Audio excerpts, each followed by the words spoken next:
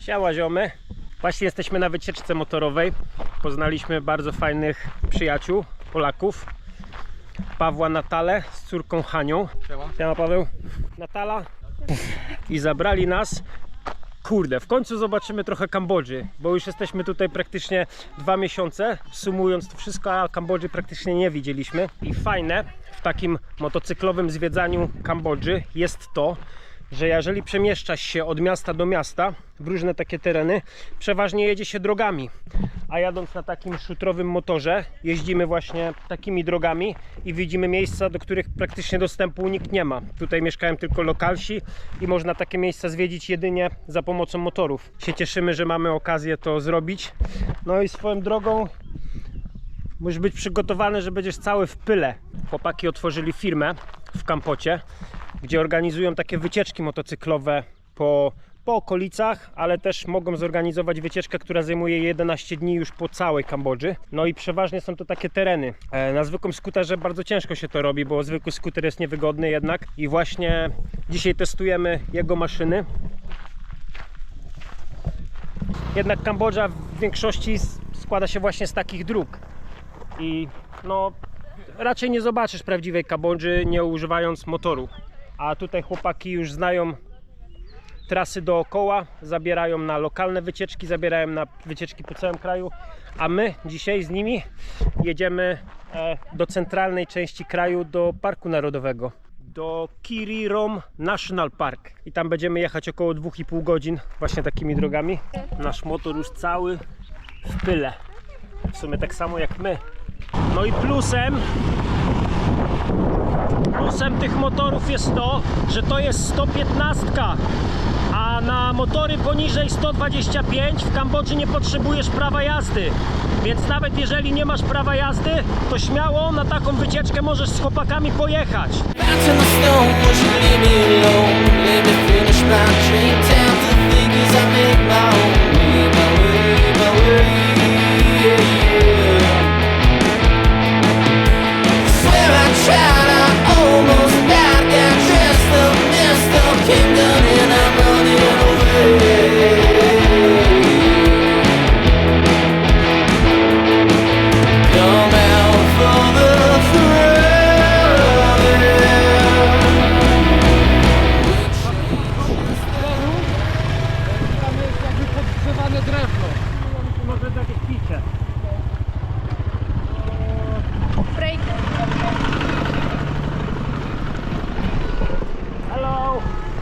Okazuje się, że to nie jest zwykła wycieczka, tak jak my myśleliśmy.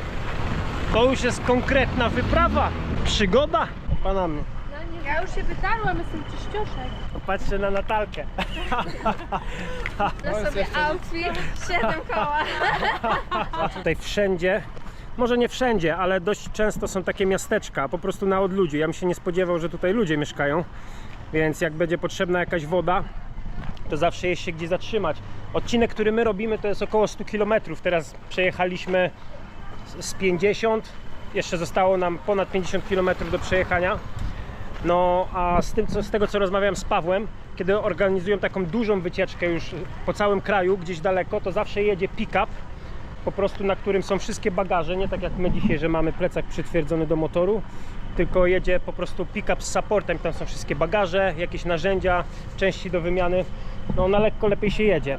No my tak naprawdę nie mamy dużo ze sobą, my wzięliśmy z Asią tylko plecak, z którym jedzie Natala, bo my mamy tam namiot, będziemy spać pod namiotem. No ale są hotele, są takie miejsca, gdzie można się normalnie przespać, nie trzeba brać ze sobą wcale namiotu, hamak wystarczy. No i taka ciekawostka, w takich miejscach właśnie już poza miastami, to oni tutaj, wydaje mi się, rzadko widzą białych ludzi i ludzie wychodzą sobie po prostu na nas popatrzeć, bo jesteśmy taką jakąś nowością przejeżdżającą przez ich wieś.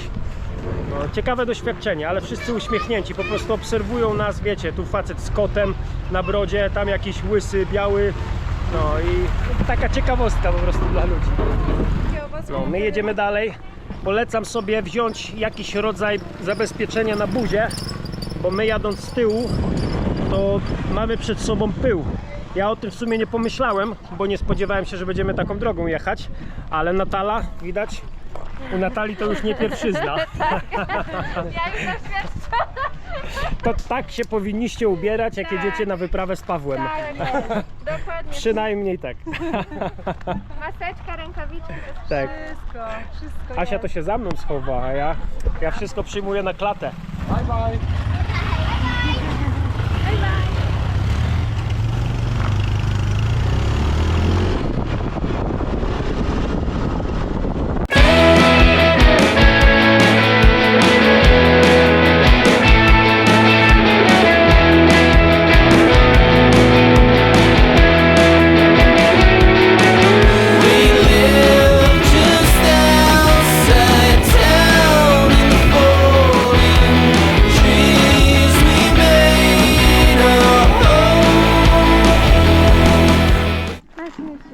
Panato.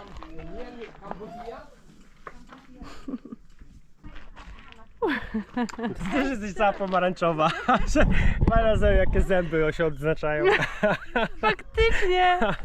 Wyglądam jak te kobiety, co tak chodzą często na solarium. To najfajniejsze w tej rzeczywistości. To nie jest samoopalacz. To normalnie można zeskrobać całe te. No jak wiadomo, nie ma dobrej zabawy. Bez tankowania.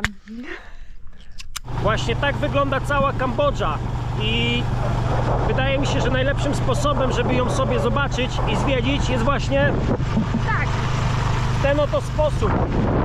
Dlatego jeżeli lubisz tego typu rozrywki, chciałbyś przeżyć ciekawą przygodę i przyjeżdżasz do Kampot, to pytaj o Pawła i Natalę.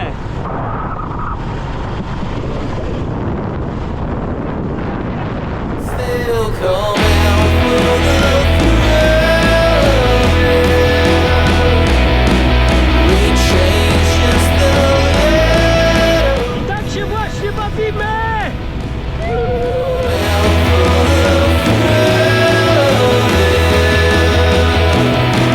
We change just a little bit.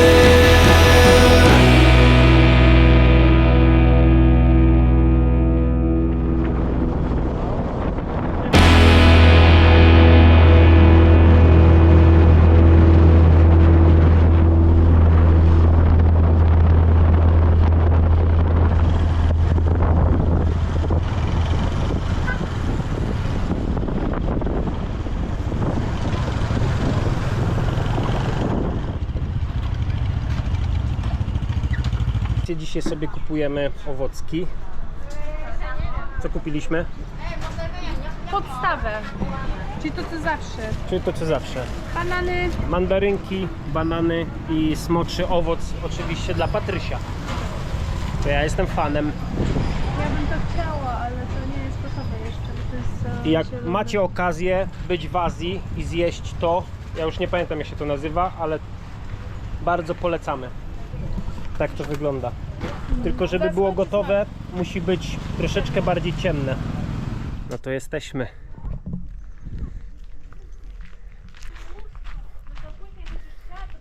Tutaj jest dom, w którym śpi Natala Paweł z córeczką, a Patryś z małżonką śpią sobie tutaj.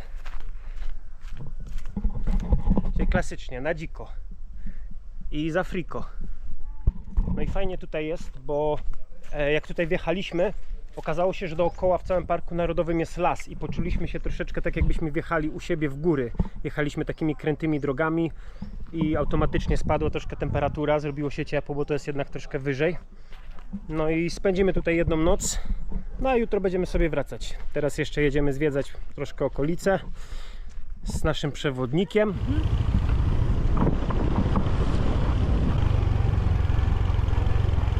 O, na nocy śpią, robią ognisko.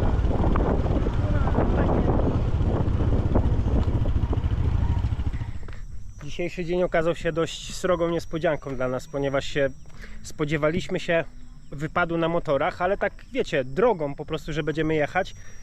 I bardzo miło nas zaskoczyli, że to będzie taka bardziej terenowa wycieczka, bardziej taka przygoda. Także świetnie się bawiliśmy. No jesteśmy w tym Parku Narodowym i ten park bardzo nam przypomina troszeczkę takie nasze klimaty. No teraz sobie chillujemy nad takim jeziorkiem, które no, po prostu jak tutaj weszliśmy, to nam się skojarzyło od razu z takim polskim klimatem, nawet mówiąc zapachem, że nam zapachniało. I co jest fajnego, mimo że to jest park narodowy, to tutaj wszędzie możesz sobie jeździć motorem. Tutaj cały ten las, który widać, wszędzie możesz wjechać motorem. My motorem wjechaliśmy tutaj, teraz sobie siedzimy tam na pomostku. W Kampocie okazuje się, że się tworzy całkiem ciekawa Polonia wokół tam Rysia. Coraz więcej poznajemy ludzi, którzy przyjeżdżają tutaj z dziećmi, całymi rodzinami, otwierają swoje biznesy, coś zaczynają działać w tej Kambodży i może się okazać, że za jakiś czas no, będzie tutaj dość miło, nie? Tutaj nie tylko przyjeżdżają ludzie na doznania erotyczne. Teraz siedzimy sobie tutaj, pijemy piwko po całym dniu, każdy miał w buzi bardzo dużo błota. Kupujemy Patrykowi pod choinkę motor, bo jednak te wycieczki motocyklowe okazują się niesamowitym przeżyciem. To jest Paweł, nasz najlepszy przewodnik, a to jest Natala. Dziewczyna, właśnie ma to chciałem powiedzieć, to jest dziewczyna, jedna z nielicznych takich, które lubią sobie pozapierdalać.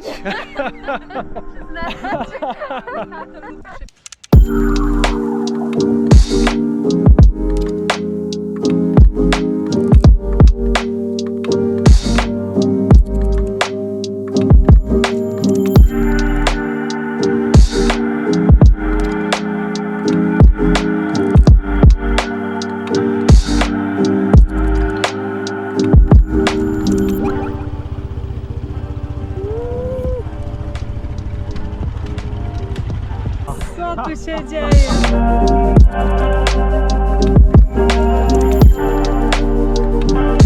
Ja się cieszę, że pierwszy raz w końcu zobaczyłem, jak wygląda Kambodża.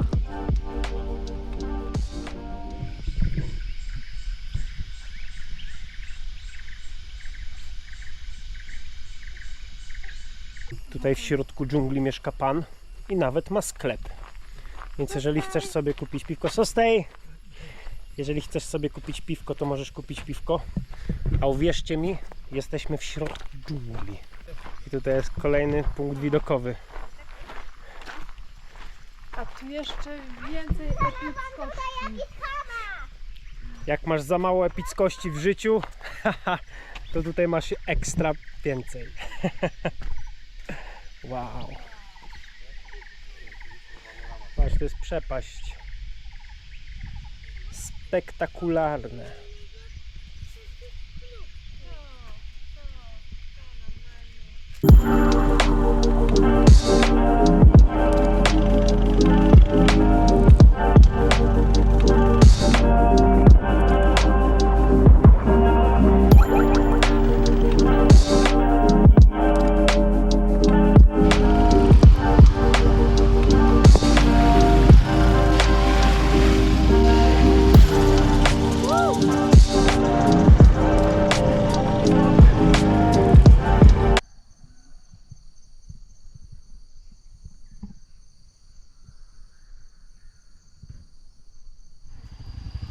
Co ja mam?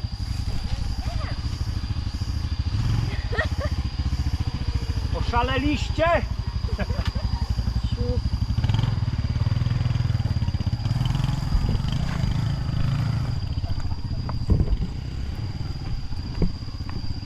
Dawaj Natalka, mistrzu.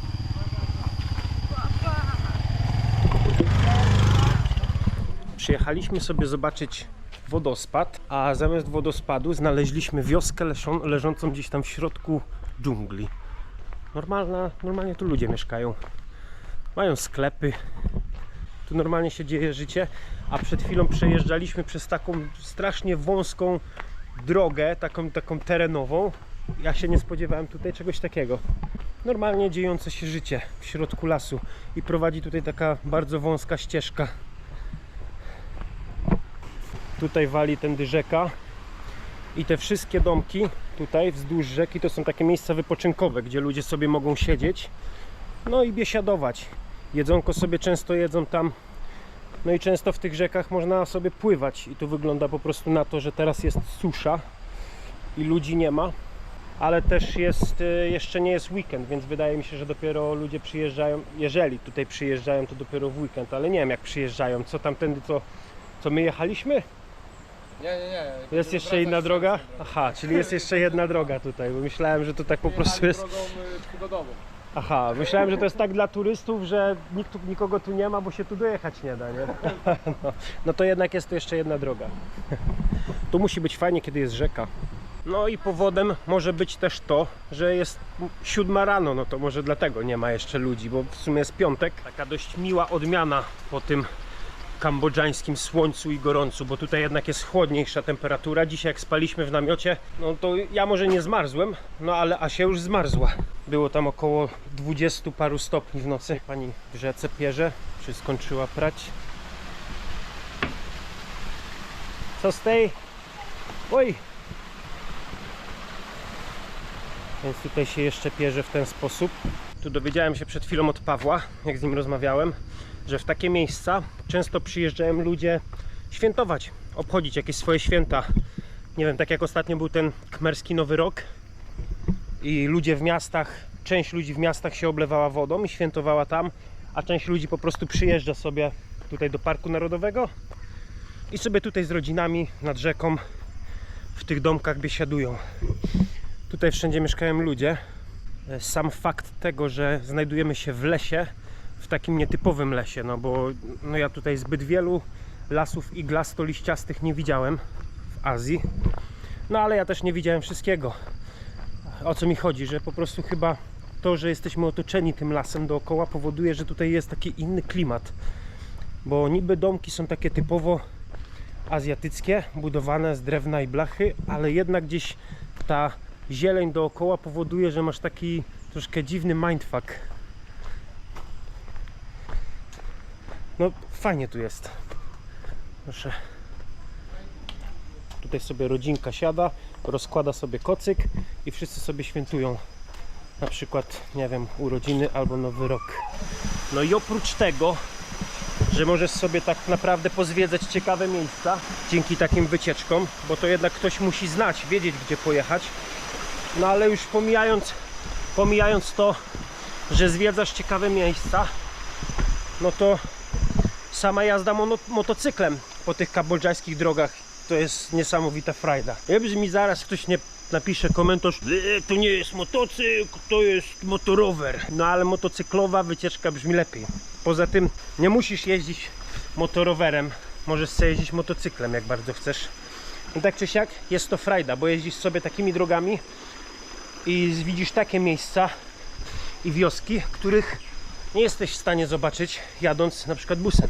No nic, nam zostało już sobie, jedziemy zjeść śniadanie i będziemy się zawijać z powrotem do Kampotu.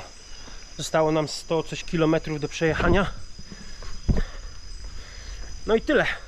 Dzięki Paweł i Natala, że nas zabraliście na taką fajną wycieczkę. Dobre są z was koty. Pozdro.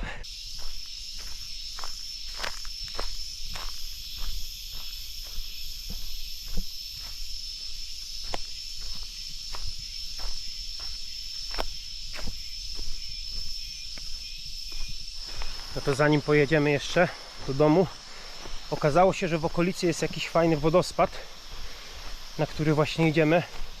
Trzeba iść przez dżunglę około tam nieco ponad kilometr, żeby tutaj dojść. Tylko tak się zastanawialiśmy, bo zapłaciliśmy za wstęp, to kosztuje $3 wejście do tego parku i wszystkie koryta rzeki na dole były wyschnięte, więc się zastanawialiśmy, kurde, czy w ogóle woda będzie, ale ten pan jakoś niekoniecznie nam to mógł wytłumaczyć po angielsku, ale mówił, że waterfall go, waterfall go. No dobra, no to idziemy, jak już tutaj jesteśmy, no to szkoda byłoby nie pójść, ale słyszę wodę, słyszę rzekę. Po drodze mijaliśmy takie rury plastikowe. Wydaje mi się, że po prostu z góry ludzie sobie ściągają wodę, bo tam faktycznie na dole wody nie ma, jest taka całkiem susza. O, są nawet ludzie, kąpią się.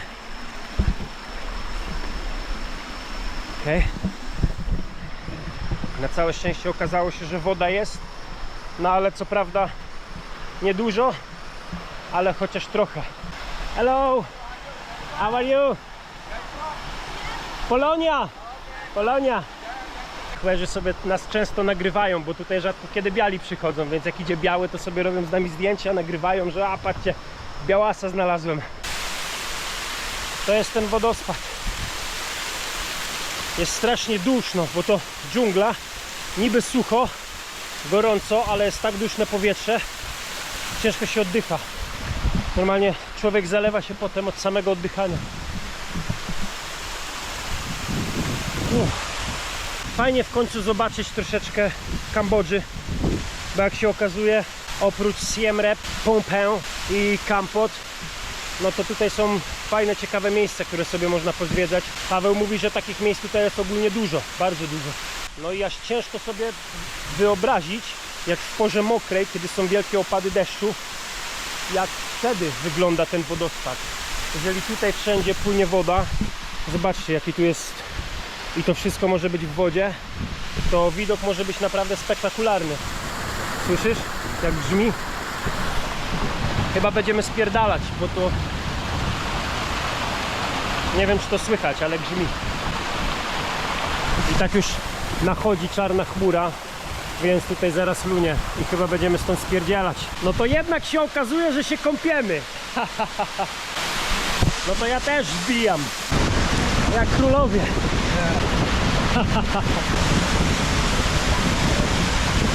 No a co do burzy, no to może przejdzie bokiem. Albo górą. Raczej górą.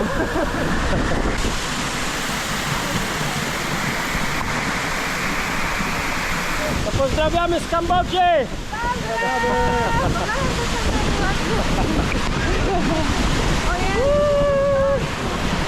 Ale fajnie!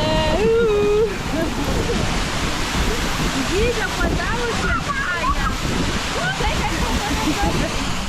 No i jednak nas złapała ta burza. Końcem końców. Ale na całe szczęście człowieki reklamówki zawsze zdają egzamin. Troszkę błotka, ale się tym nie przejmujemy. W sumie to jest częścią przygody. Teraz sobie robimy stopa u Państwa w domku. Troszkę, żeby nam pupcie odpoczęły. I ładujemy sobie baterię. Tutaj Państwo mieszkają, ale u Państwa zawsze można coś zjeść. Oczywiście jest lodówka. Lodówka z wodą i lodem. Jest nam ciepło. W takiej reklamówce jak się jedzie, to nawet ani wiatr, ani woda nic nie przeszkadza. Można sobie cisnąć. Bo czasami jak się jedzie bez, to te krople są takie mocne, że aż piecze, a tak to na luzaczku. Pokaż się, Natala. Normalnie. Co ja okazało? Tylko plecy mam czyste. Czyściutkie, no. Jestem pewna. Plecy Także czyściutkie. ja Więc bardzo polecam. jeżeli wybierasz się na wycieczkę z Pawłem, to raczej spodziewaj się tego typu wrażeń. To nie są wycieczki dla cieniasów. Do Kambodży nie przyjeżdża się po to, żeby być czystym. Tak, tylko tak. po to, żeby być brudnym. Szczęśliwym, a człowiek brudny to człowiek szczęśliwy.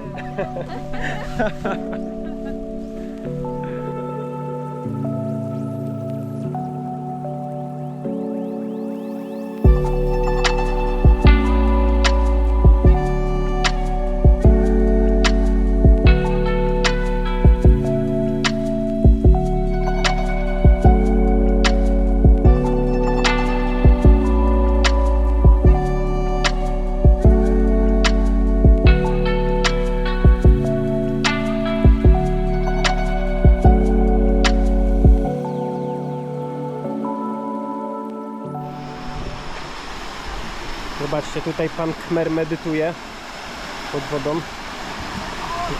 Nie będę przeszkadzał, trzeba być cichutko, bo pan teraz przechodzi swój zen.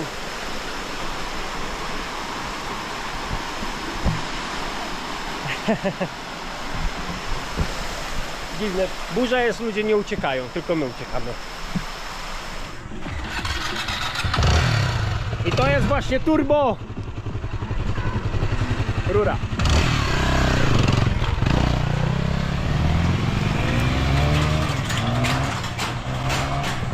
Taki wariat.